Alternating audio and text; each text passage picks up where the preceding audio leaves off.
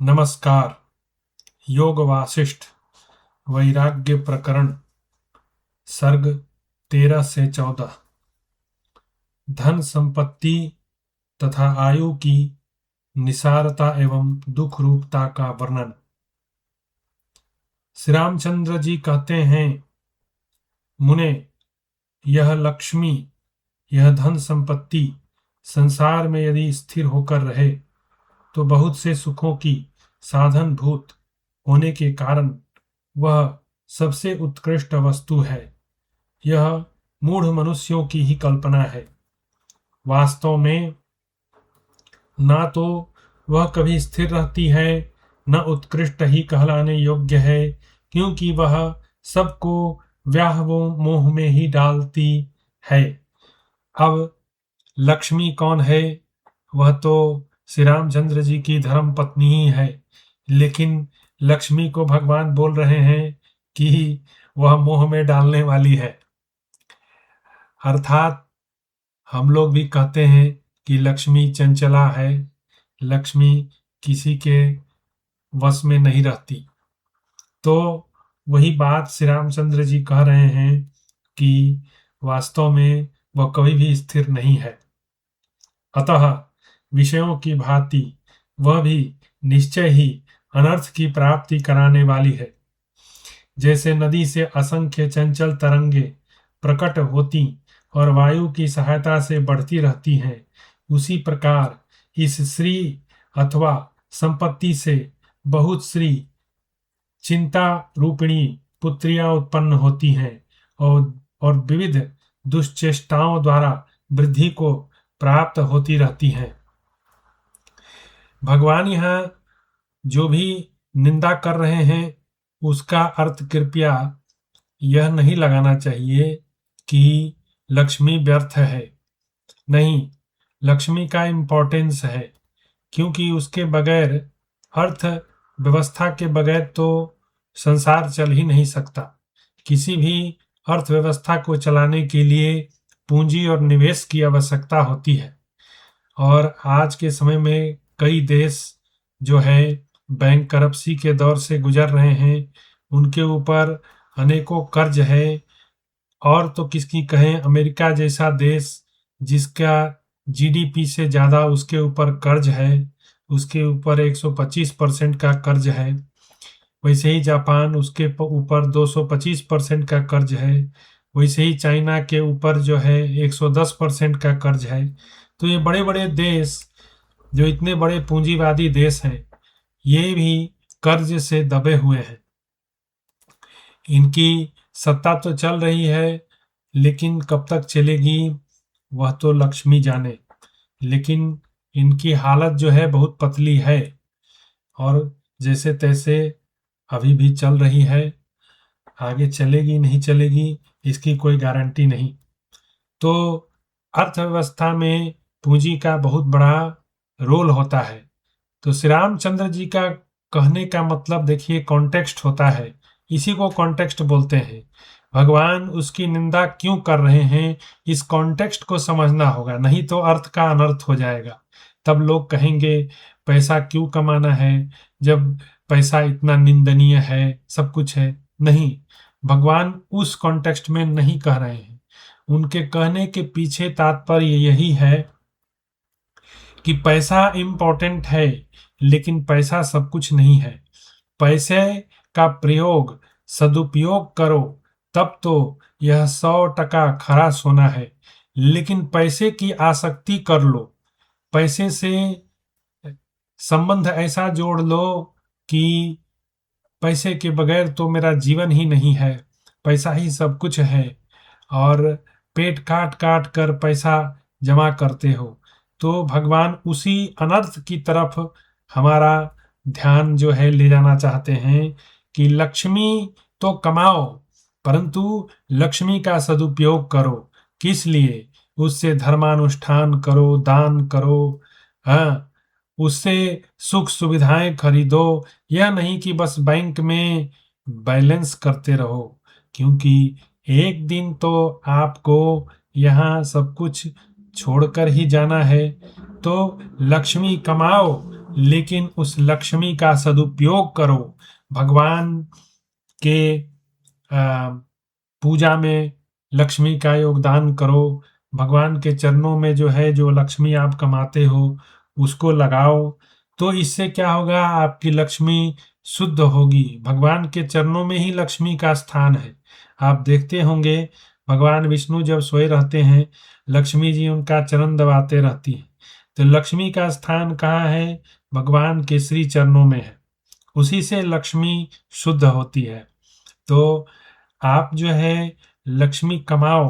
भगवान लक्ष्मी कमाने के विरुद्ध नहीं है, लेकिन लक्ष्मी से आसक्ति करने को गलत बता रहे हैं।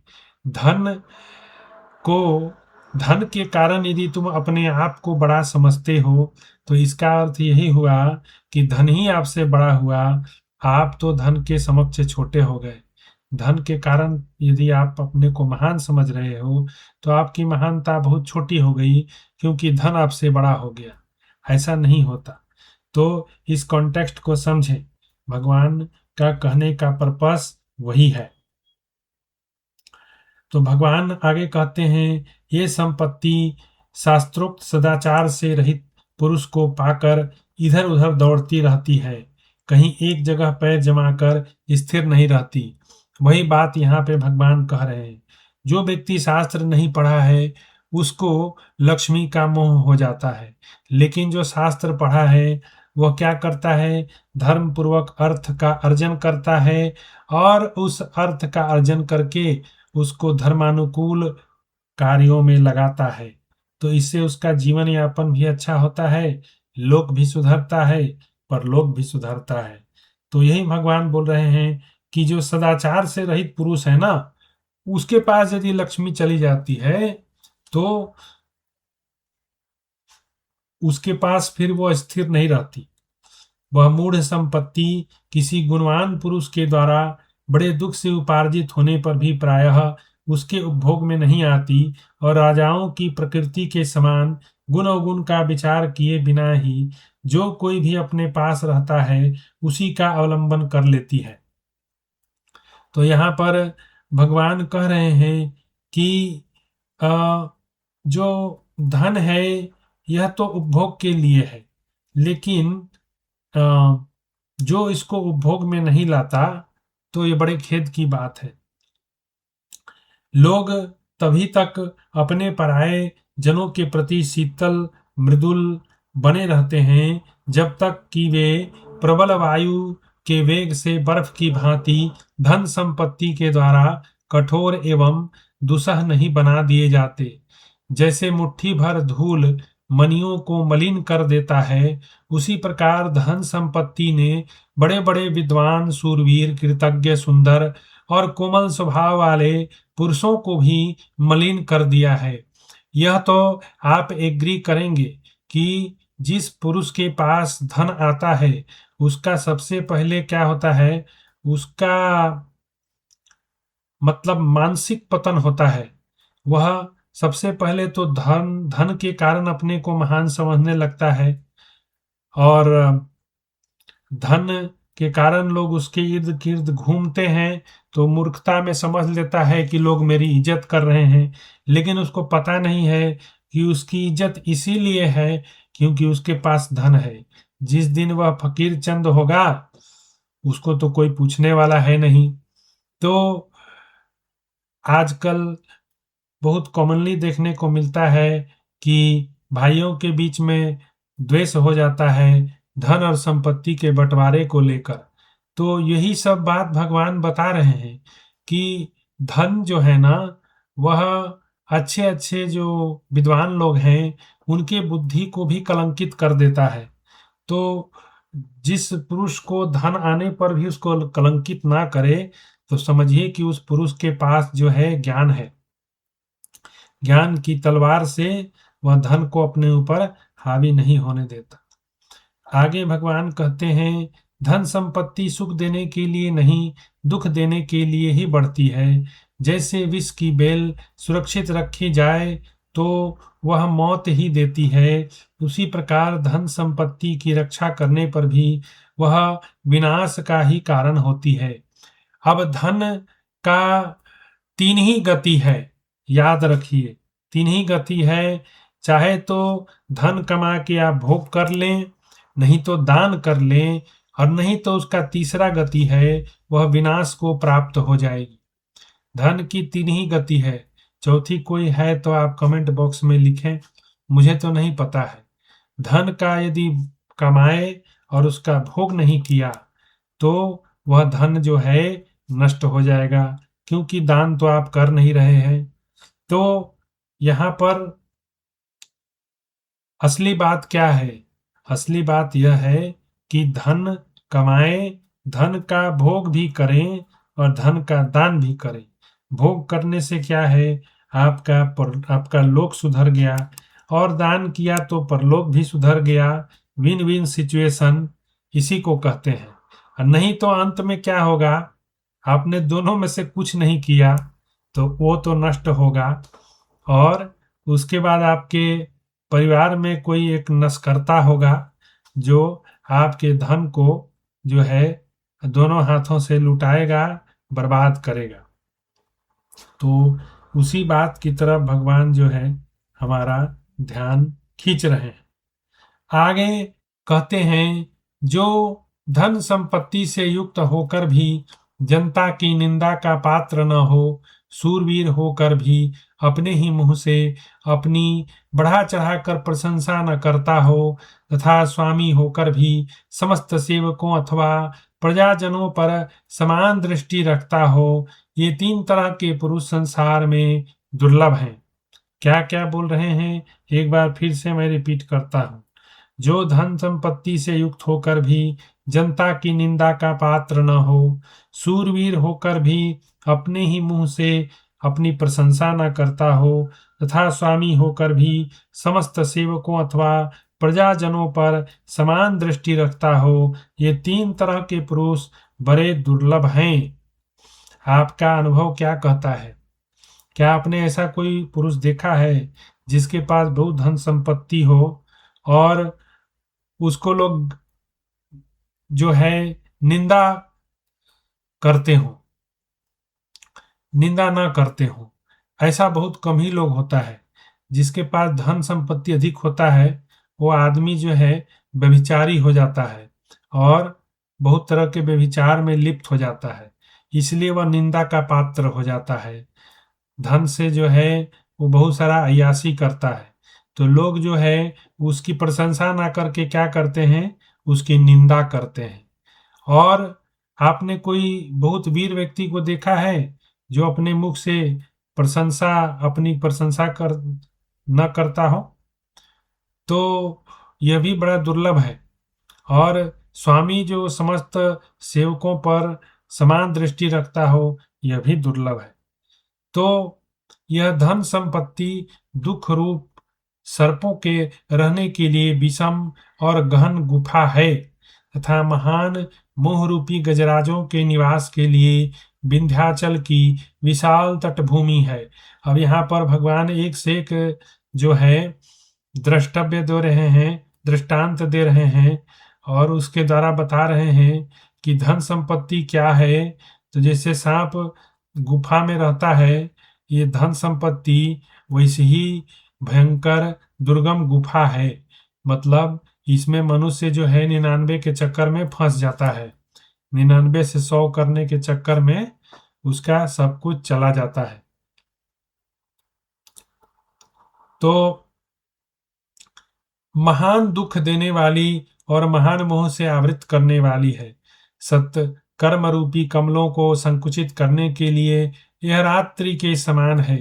दुख रूपी कुमुद मतलब कमल के विकास के लिए चांदनी का काम करने वाली है, तथा उत्तम दृष्टि रूपी दीपक को बुझाने के लिए वायु के तुल्य है।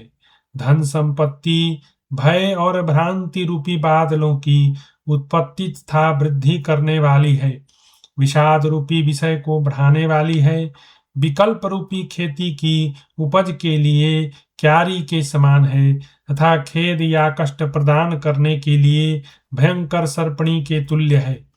वैराग्य रूपी लताओं को नष्ट करने के लिए ओले के समान है।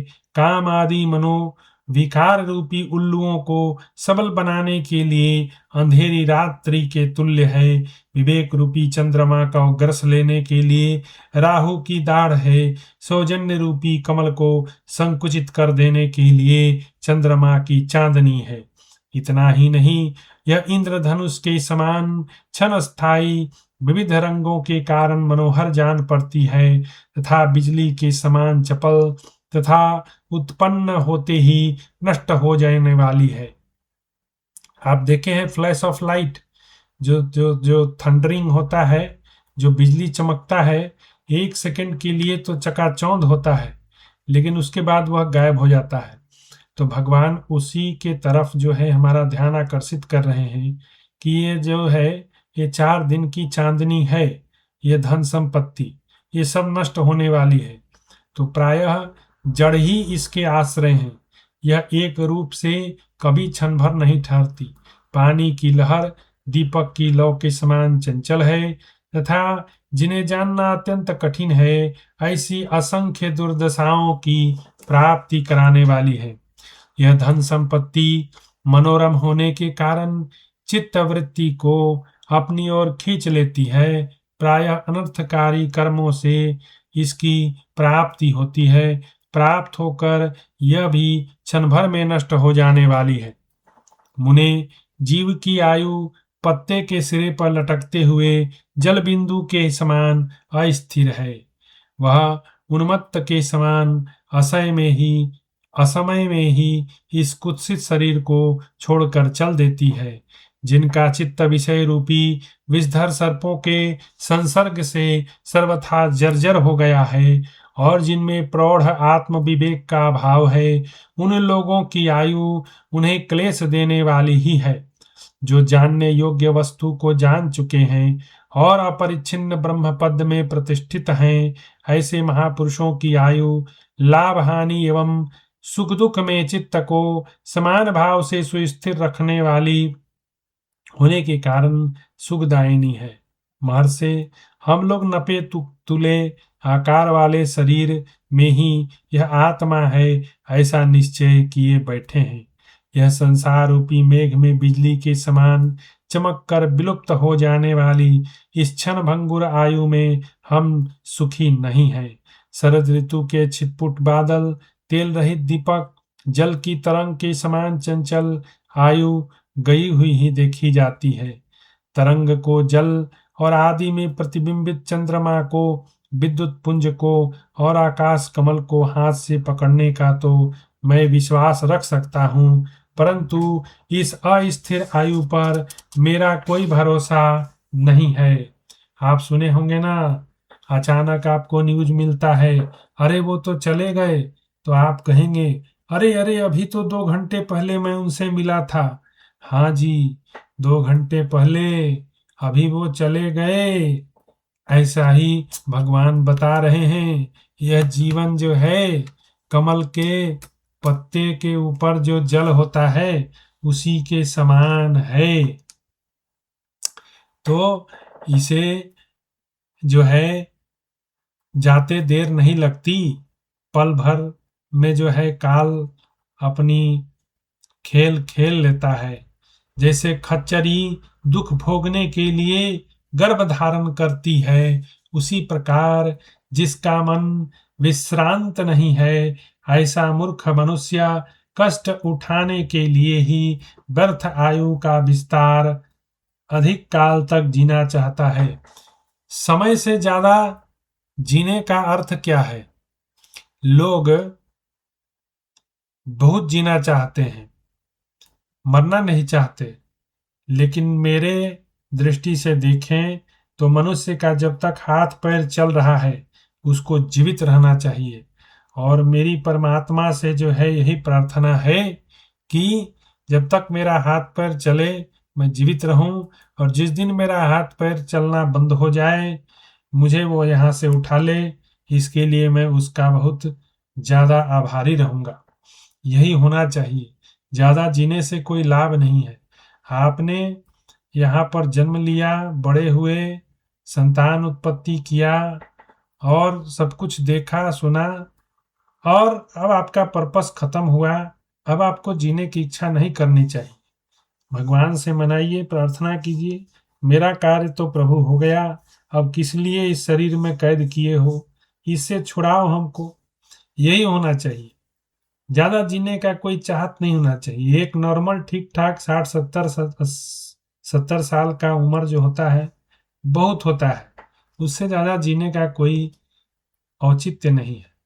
तो ब्राह्मण, इस संसार चक्र में जो देह रूपी लता है वह सृष्टि रूपी समुद्र के जल का विकार भूत फेन है, अतः उसमें अधिक काल तक जीवित रहना मुझे अच्छा नहीं लगता। वास्तव में वही जीवन उत्तम जीवन है जिससे अवश्य पाने योग्य वस्तु परमात्म ज्ञान की प्राप्ति होती है। फिर से शोक नहीं करना पड़ता था, जो परम निर्वाण रूप सुख का स्थान है। यूं तो वृक्ष भी जीते हैं, पशु पक्षी भी रहते हैं, परंतु वास्तव में उसी पुरुष का जीवन सफल है जिसका मन मनन के द्वारा जीवित न रहे, अमनी भाव को प्राप्त हो जाए। संसार में उन्हीं जीवों का जन्म लेना सफल है और उन्हीं का जीवन श्रेष्ठ है जो फिर यहाँ जन्म नहीं लेते। इसी के पर्पस के लिए मनुष्य का शरीर भगवान देते हैं कि आप अपने को इस देह जनित बुद्धि से छुड़ा लो। आप बिना देह के भी रह सकते हो, आप शाश्वत हो, परम पद में आपका स्थान है, आप उसी स्थान को प्राप्त कर लो। क्यों संसार के जो झूठे क्षणिक सुख हैं उनके चक्कर में पड़े हो। शेष प्राणी तो बूढ़े गधों के समान हैं। जैसे गधे अधिक काल तक जीने पर भी उत्तम जीवन नहीं बिताते, उसी प्रकार उन प्राणियों का भी जीवन है जो अपवित्र देह को ही आत्मा मान बैठे हैं। गधे लोग जो है जब तक जीवित रहते हैं, धोबी जो है उनके ऊपर जो है भार लाद कर उसका प्रयोग करता है। तो जीवन के अंत तक गधा जो है वह बर्डन ऑफ बिस्ट भी उसको कहा जाता है। तो उसका काम ही है भार उठाना, वो गधे की तरह जीता है। भगवान इसी के लिए मना कर रहे हैं। क्वालिटी लाइफ जियो। जिंदगी जो है लंबी नहीं होनी चाहिए, जिंदगी लंबी नहीं होनी चाहिए, जीवन जिंदगी जो है बड़ी होनी चाहिए। बड़ी होने का मतलब है कुछ अचीव करो। लंबा तो कछुआ भी जीता है, 250 साल जीता है, तो उससे कछुआ का लोग प्रशंसा नहीं करने लगते। तो कछुए जैसा जीवन जीने का कोई लाभ नहीं है। सांप भी बहुत लंबा जीवन जीता है, लेकिन सांप और कछुए के लंबे जीवन जीने से वह प्रशंसा का पात्र नहीं बनता। तो भगवान वही बता रहे हैं, जीवन जो है ना वह लंबा नहीं होना चाहिए, जीवन जो है बड़ा होना चाहिए, है किंग साइज जिसको बोलते हैं। तो यही एक डायलॉग भी था ना, वो जो राजेश खन्ना का जो एक मूवी था आनंद, उसमें राजेश खन्ना भी जो है बोलता है, बाबू मोसाई जिंदगी लंबी नहीं, जिंदगी बड़ी होनी चाहिए। वो बड़ी कहने का मतलब उसका ही है लाइफ जो है उसमें अचीवमेंट्स होना चाहिए। लाइफ जो है कछुए की भांति जीवन जीना, उसको लाइफ नहीं बोलते हैं। वही बात।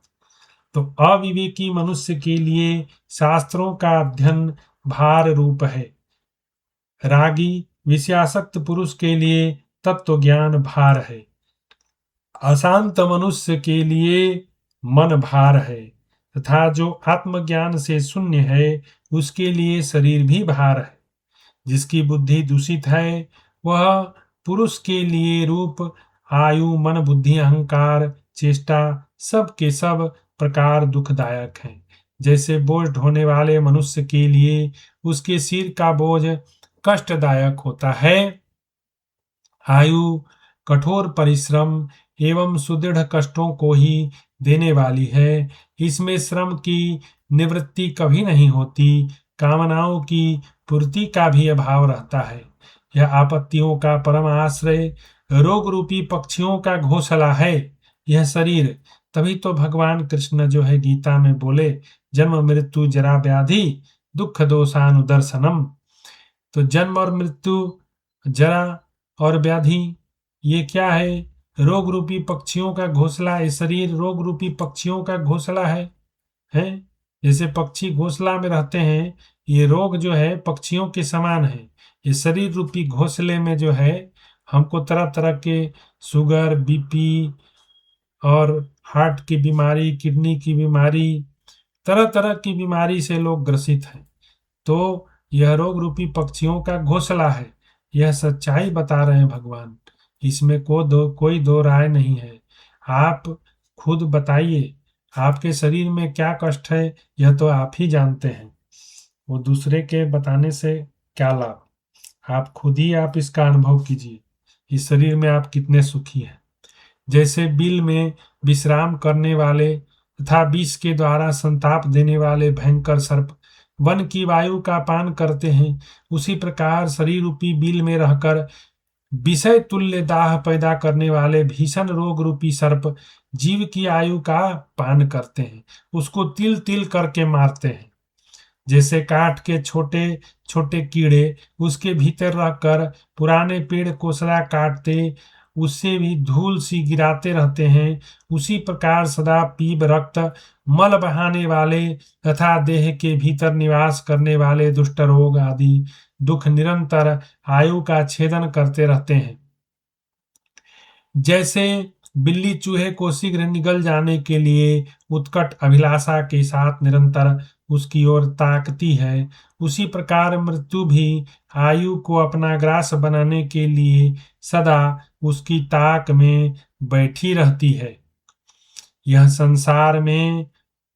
इस संसार में यह आयु जिस प्रकार स्थिरता और सुख के द्वारा सदा के लिए परित्यक्त, अत्यंत तुच्छ, गुणहीन तथा मृत्यु की भाजन है, वैसी दूसरी कोई वस्तु नहीं है।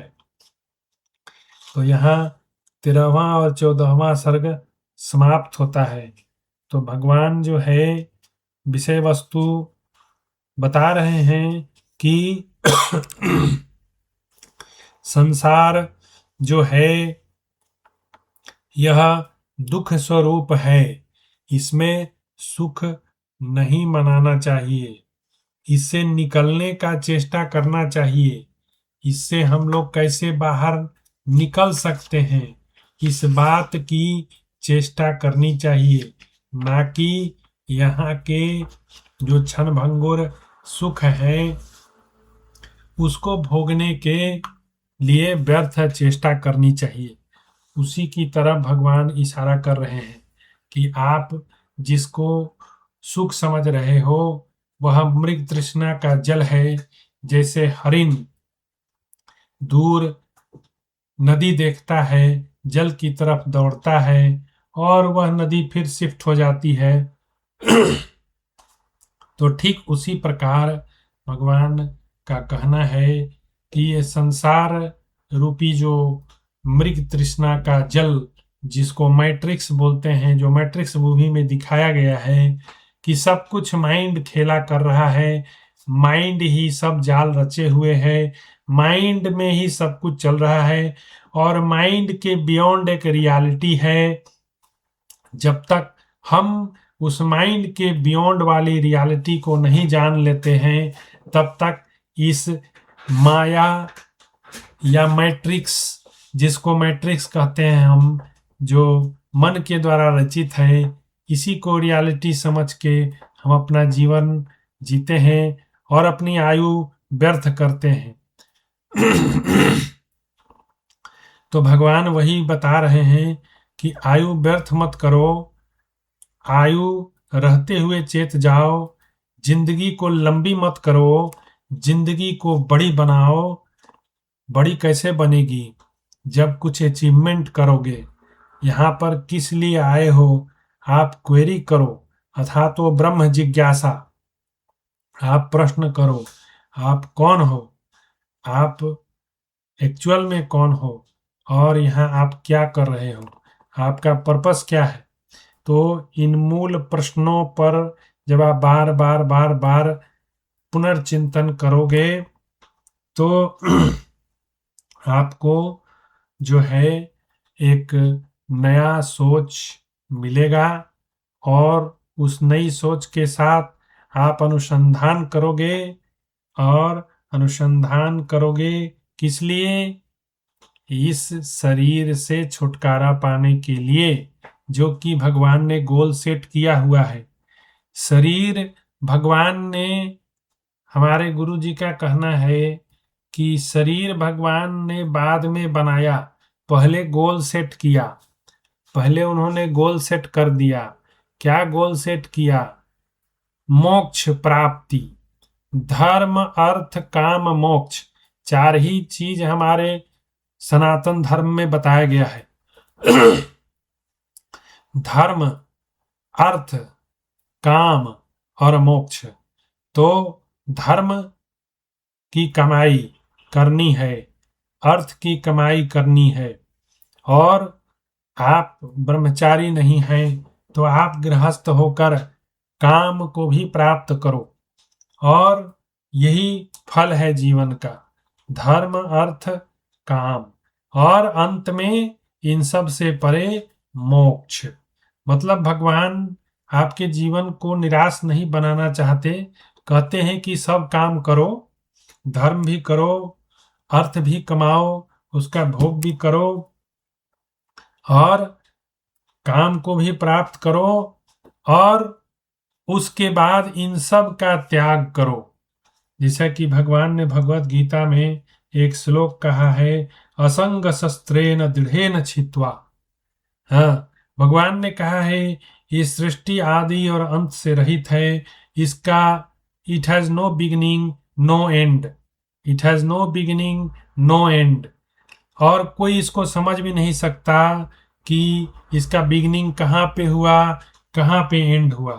तो कहने का अर्थ है कि उसके बिगिनिंग और एंड को समझने का प्रयास नहीं करना है। हमको क्या करना है? हमको भगवान ही कहते हैं असंग शस्त्रेण दृढ़ेन छित्त्वा।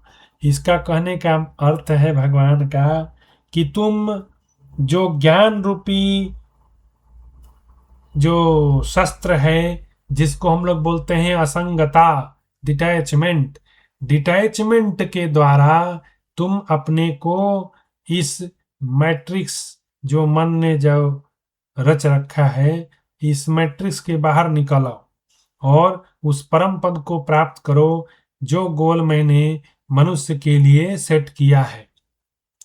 तो भगवान उसी की तरफ जो है हमारा ध्यान आकर्षित कर रहे हैं, और सबको बता रहे हैं कि तुम जो है जिस पर्पस के लिए बनाए गए हो, कि परम आनंद को प्राप्त करने के लिए तुम्हारा पर्पस एक ही है, सच्चिदानंद, एग्जिस्टेंस कॉन्शियसनेस ब्लिस। यही तुम्हारा नेचर है, जो भगवान का नाम भी है सच्चित आनंद। और वही हम लोग इस संसार में खोजते हैं। बताइए कौन ऐसा है जो मरना चाहता है? कोई भी नहीं। तो यह हुआ सत की चाह। कौन ऐसा व्यक्ति है जो मनुष्य ज्ञानवान नहीं होना चाहता, अपने ज्ञान का बखान नहीं करना चाहता? यह हो गया चित्त की चाहना। और कौन ऐसा अभागा मनुष्य है जो आनंद नहीं चाहता? आप बता दो मेरे को। यह है चित्त की चाहना। तो हमारा नेचर कहाँ से आया? सच्चित आनंद, भगवान से आया। क्योंकि भगवान जो है गीता में बोले हैं कि ममैवांसो जीवलोके जीवभूता सनातनः। तो भगवान जीव का अंश है, भगवान अंशी है। तो हमारा नेचर जो है वो क्या है? सच्चित आनंद को प्राप्त करना। जो जल होता है उसका नेचर क्या है? उसको जल के रूप में रहना। यही उसका धर्म है, यही उसका नेचर है, और उसी में वह स्वस्थ रहता है। जब जल बर्फ बन जाता है तो वह असह्य होता है लोगों को ठंड लगती है। लेकिन जल जब अपने तरल रूप में रहता है तो लोग जो है उसका प्रयोग करते हैं, उस जल से स्नान करते हैं, जल से जल को पान करते हैं, स्नान करते हैं, सफाई के लिए प्रयोग करते हैं। लेकिन जल जब अपना रूप छोड़कर ओला बन जाता है या बर्फ बन जाता है, तो वह जल अपने स्वभाव को छोड़ दिया। तो वैसे ही हमारा स्वभाव क्या है? सत चित आनंद है।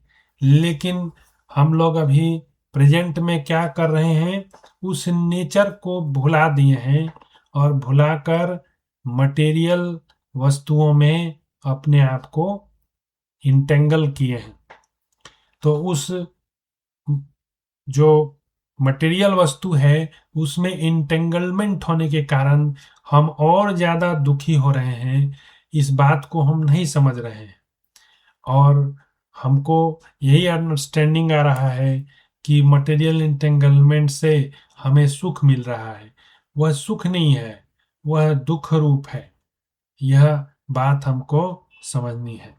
तो अभी मैं इस चैप्टर का यहीं समापन करता हूँ। फिर अगले एक दूसरे चैप्टर में हम लोग कथा को आगे बढ़ाएंगे। जय श्री राम।